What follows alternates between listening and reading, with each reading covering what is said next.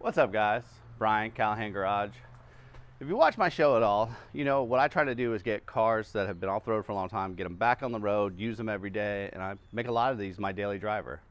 Unfortunately, I've also failed in a sense because I bought this Barn Find 57 2 years ago. We did get it running and driving, and then we decided to take a bunch of parts off of it so we could get the other car ready for Power Tour, and it has sat here since. Now, I finally have some parts laying around. I think I can probably get this thing back to running and driving. As you can see, I've kind of turned it into its own barn find again, which is never what I intended. But we're gonna let you follow this whole process. Hey, make sure you like and subscribe. And as always, thanks for watching Callahan Garage.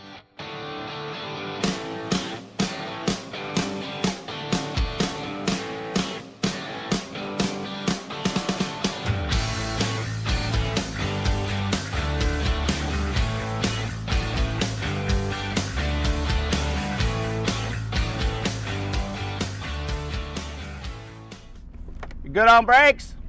All right, we're gonna pull it out.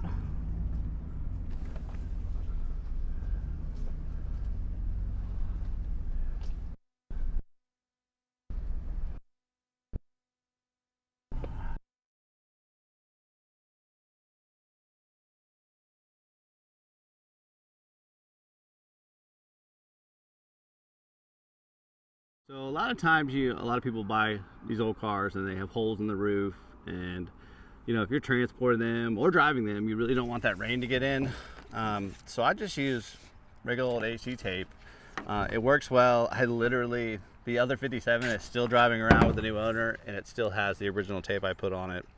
It's just a quick, easy trick. It works really well. If it doesn't roll up on you like that. And then we just put it on over.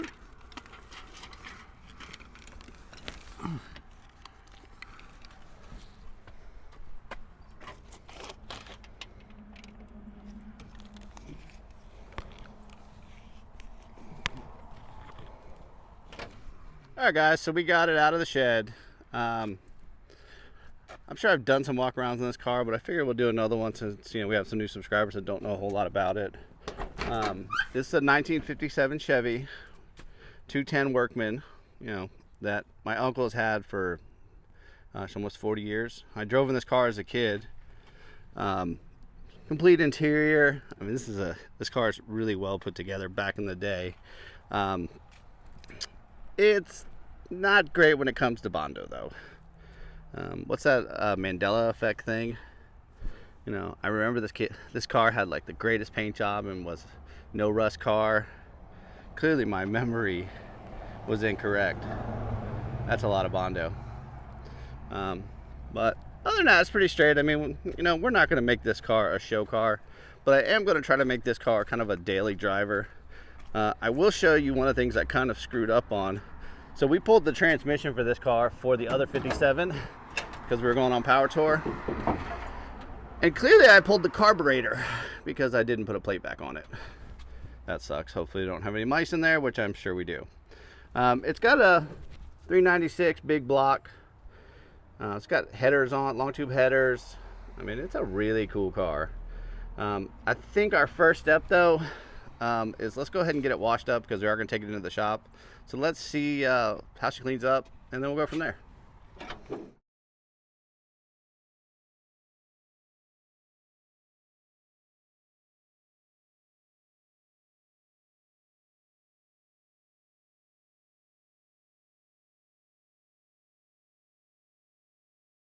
I think they use Bondo as a form of metal repair because this car's got a lot of Bondo on it. But hey, it's still a 57 wagon.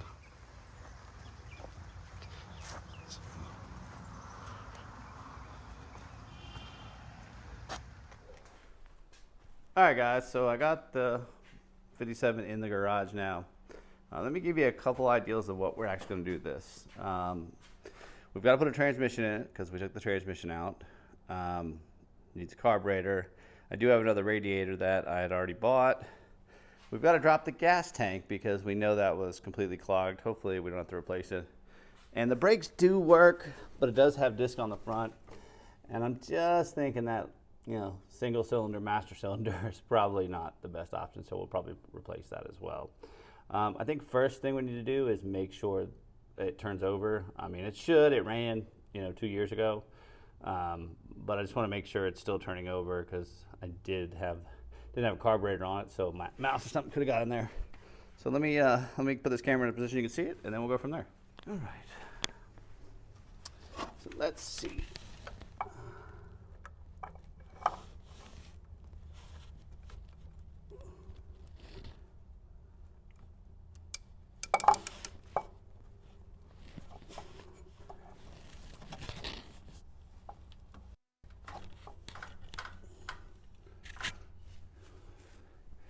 It does turn over. It's a little tight though. Yeah, no, we don't want to. Let's pop the valve covers off, make sure everything's moving. Sucks. Wondering, should I take the valve covers off first, or should I just take out the spark plugs first? Because it could just be tight. See if the oil has any water in it.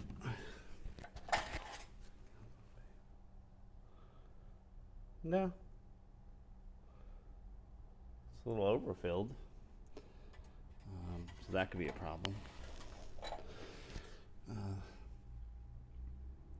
Could also be the clutch plate moving around, because it's just kind of sitting in there. Take out that papers. Yeah, let's get these plugs out.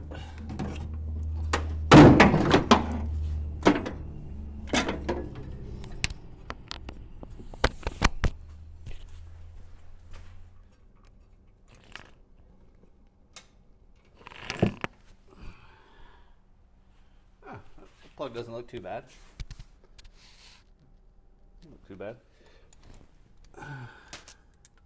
Yeah, looks about the same as the other ones. Yeah, that was not bad either. I'll probably just clean those up and reuse those. Now the plugs are out, let's try to turn it over again. Let's just see if it was because compression.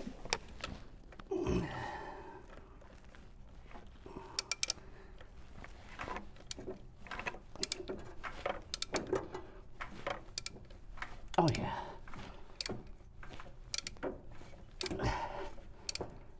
Oh yeah. It's turning over nicely. I think it just has to do with the high compression on it, and it's been sitting a while. So we know it turns over. I'm pretty sure it's going to run, and probably won't do that on this episode. Today we're going to do more teardowns, so I'm good it's not kind of frozen up. Let's go ahead and let's get this on the lift. Let's take a look underneath, and I will show you the things I did that I'm not really proud of, but I'll show you what we had to do so we could make power tour. But let's get it up on the lift and get back to you guys in a little bit. All right, so we got the car on the lift. Let's take a look at what we got. A lot of little surface rust. Floors have been, what is that? Oh, that's metal. We're good. So yeah, we did take the transmission out to use on power tour. So we're probably going to need a clutch. I did try to rebuild the other transmission, but the case repair I did actually worked, except for I'd have to pin now the idle shaft or whatever. So I'm waiting on another case, but I do have another transmission we can put in there. Clearly, the exhaust is not hooked up anymore. And that stuff's pretty rusty, so we'll take that out. The tank, we know we weren't getting any fuel from that. So I think what we need to do first is probably drop the tank, get that out of there. It's not perfect under here. There's a lot of rust. It's a lot of, mud. Man, they bonded the hell out of this thing. But yeah, so that's what we did basically. We kind of, threw it together. so we could go on power tour, and now we're having to pay for the consequences. So let's go ahead and let's get the tank out, see what that looks like, get the rest of this exhaust out, and then we'll go from there. All right, so if you can't tell, that other line is like completely destroyed. So I think we're just gonna twist it off, maybe. Try to get some vice grips on it, maybe it'll move, but I don't think it's gonna move because that whole thing's gotta come out. So, yep, that's where we're at. Now I'm gonna find something to cut it with. I'll be back in a little bit. So the first thing we're gonna try to do is actually take it down without dropping the rear shackle. But we've gotta get those two bolts out, which, you know, they're probably gonna be rusty as crap. We'll pull the straps down and see if it comes down. If it doesn't, then we'll drop the rear end.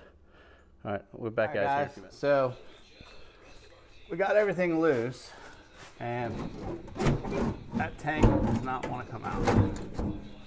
I'm pretty sure it's because of the rear axle. When I have the Ford 9-inch in the other vehicle, I was able to get it out without having to remove it. So what we're going to do is drop the rear shackles, which is right there. Over there, hopefully that stuff come unbolted. We'll lower this down a little bit and the whole thing should come out. So, but truth is, I feel like it should come out. I might play with it for a few more minutes, but if not, we'll start lowering it. I'll get back to you guys.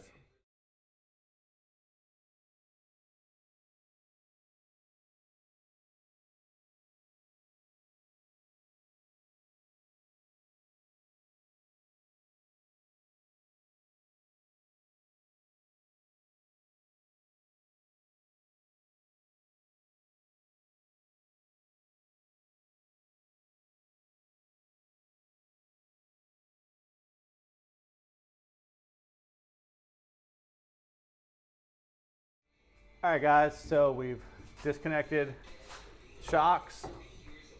I've got these on some jacks. Now we're gonna lower them down and see if we can get this tank out.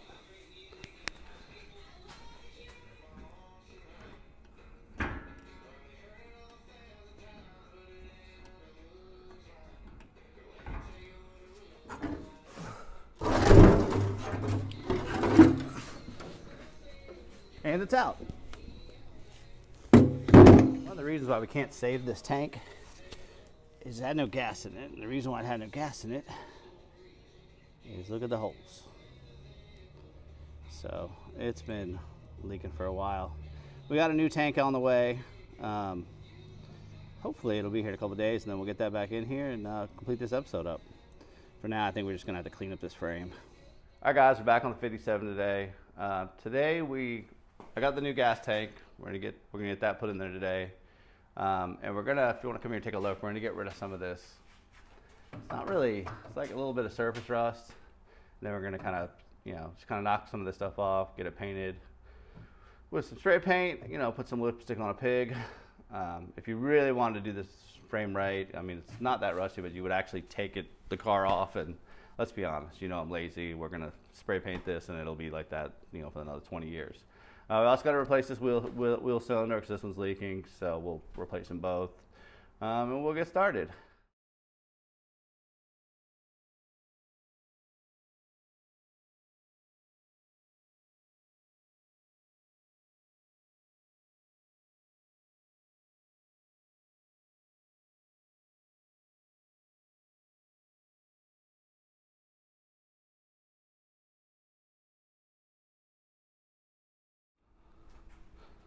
All right, as you guys can see, that's going to probably take some hours to do. But I want to get some stuff done today, so we will get back at that, and then I'll show you a picture of it all painted. But next I need to get that brake line off and put on a new, what are we putting on? Wheel cylinders. Yeah. That's it. Wheel cylinders. Maybe a little heat will help it.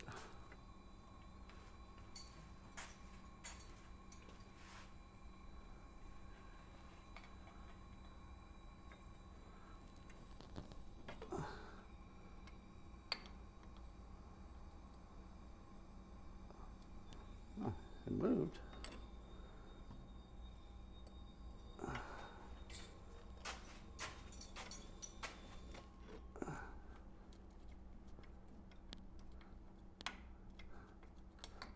we go. Oh yeah. You get lucky every now and again. The other side, which got the newer brake line, is going to be the one that falls off. Oh, that one's not.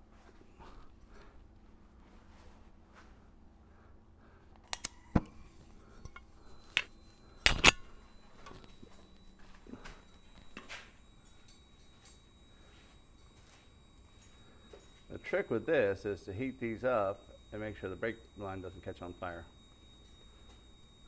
And as you guys know, I'm really great with fire. Well, if you didn't know that, you can always watch me burn my shop down. It's on the net.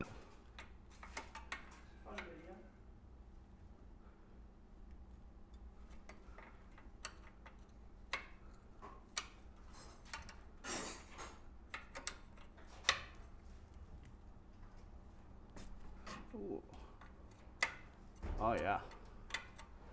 Oh, she's coming.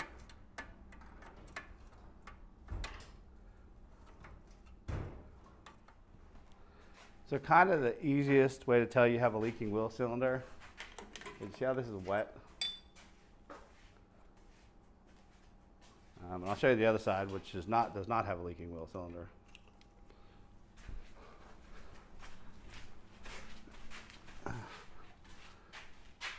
So this one's dry. So we're still gonna replace them all, just because they're like 12 bucks. So let me pull these out and then we'll go from there. All right guys, well part one is done. New gas tank in, I've still gotta put the tube in and stuff and a couple little things to do. We did put a little lipstick on a pig here and just kind of clean up some of the rust and then paint it black. Next, after this, next episode we'll actually go through the transmission real quick, get that in. I gotta find the drive shaft. I can't seem to find the drive shaft. But then we will put a carburetor on this and we'll start it up and hopefully that will be ready to put this on the road. I do need to get some tires. Those things are pretty bad, huh?